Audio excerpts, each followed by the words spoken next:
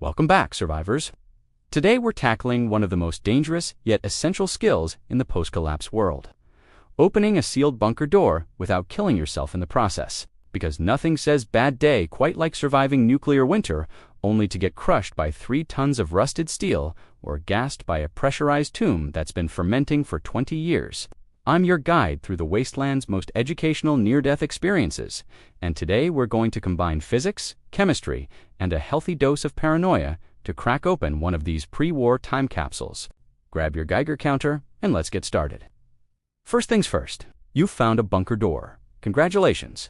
Now, before you start celebrating and yanking on handles like you're trying to start a lawnmower, let's talk about why patience is the difference between successful scavenger and cautionary tale. Bunker doors were designed to keep things out. Radiation, blast waves, other people, your annoying neighbors. But here's what the engineers didn't advertise. They're also really good at keeping things in. Toxic gases, unstable structures, pressurized atmospheres, and occasionally the previous occupants who didn't make it walk a full perimeter if possible. Look for ventilation shafts, secondary entrances, or damage to the structure. Check for radiation with your dosimeter. Anything above normal background levels means you're wearing protective gear.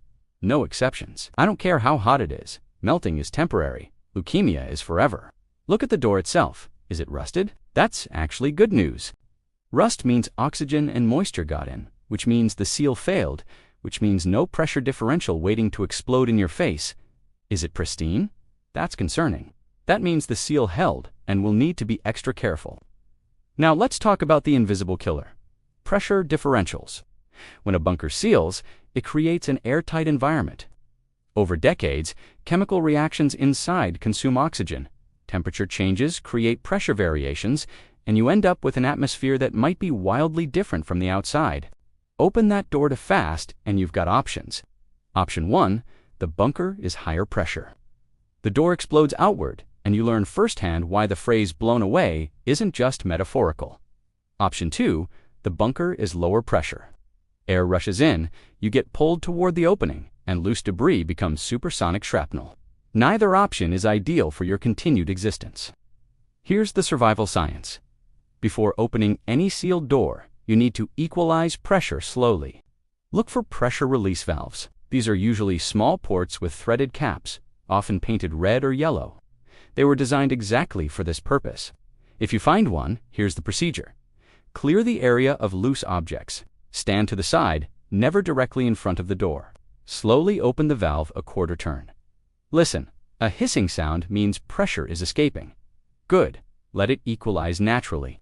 This might take 30 minutes to several hours depending on the pressure difference. No pressure valve. You're going to have to create one, and this is where things get spicy. If the door has no pressure relief, and you absolutely must get in, you'll need to drill a small pilot hole. I know what you're thinking. Drilling into an unknown, potentially pressurized container sounds like terrible advice. You're right, it is. But sometimes terrible advice is all we have in the apocalypse. Use a hand drill if possible, battery-powered if you must. Definitely not explosive charges.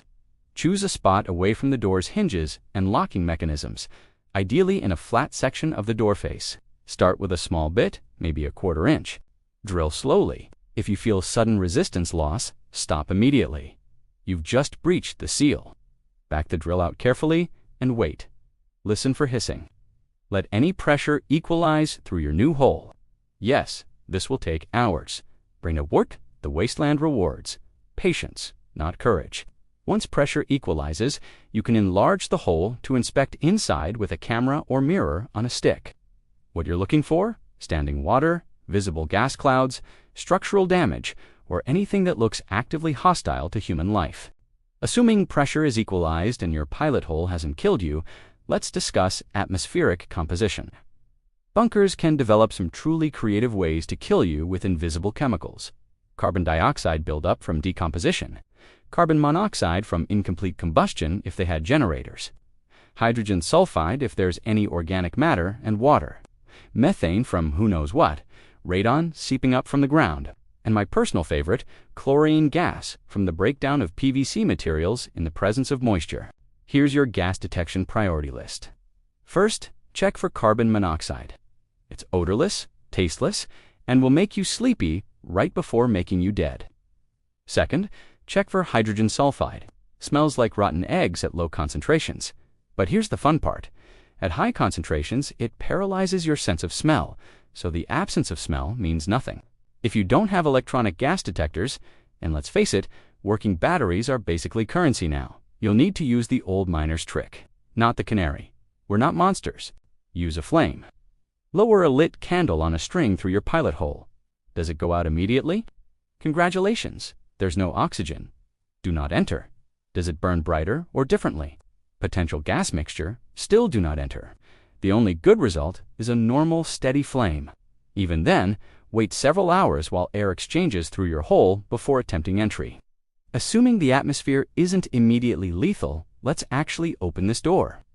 Bunker doors operate on several possible mechanisms: wheel locks, bar locks, hydraulic systems, or simple heavy hinges with massive bolts.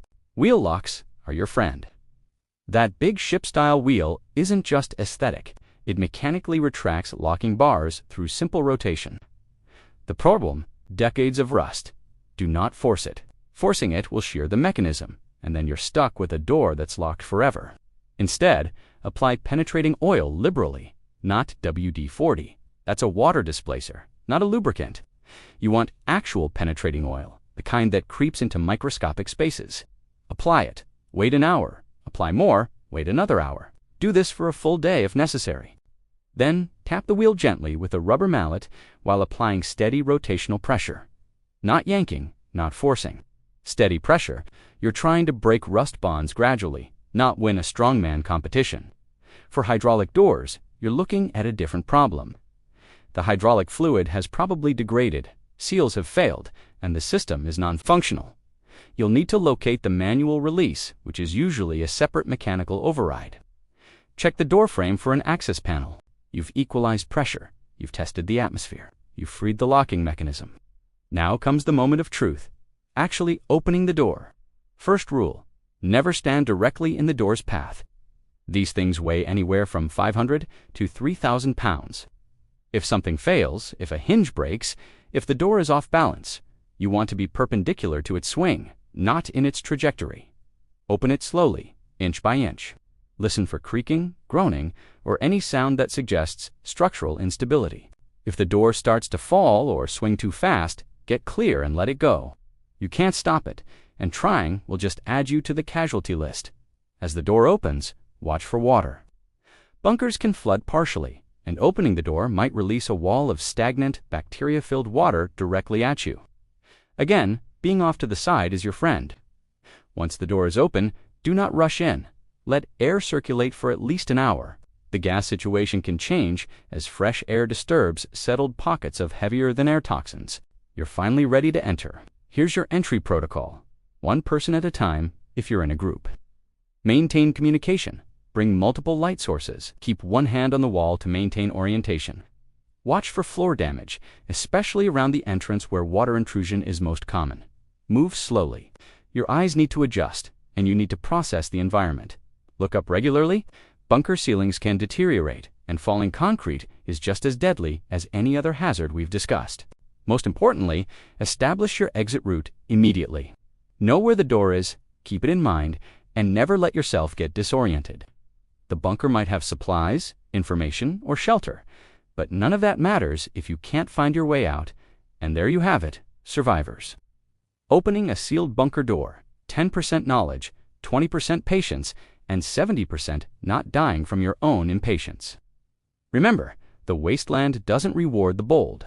It rewards the methodical, the cautious, and the people who understand that slow and alive beats fast and dead every single time. Next time, we'll be discussing how to identify which pre-war canned goods will kill you and which ones are merely unpleasant. Until then, stay safe, stay smart, and remember, if you're not sure, walk away. There's always another bunker, but you've only got one life. See you in the next one.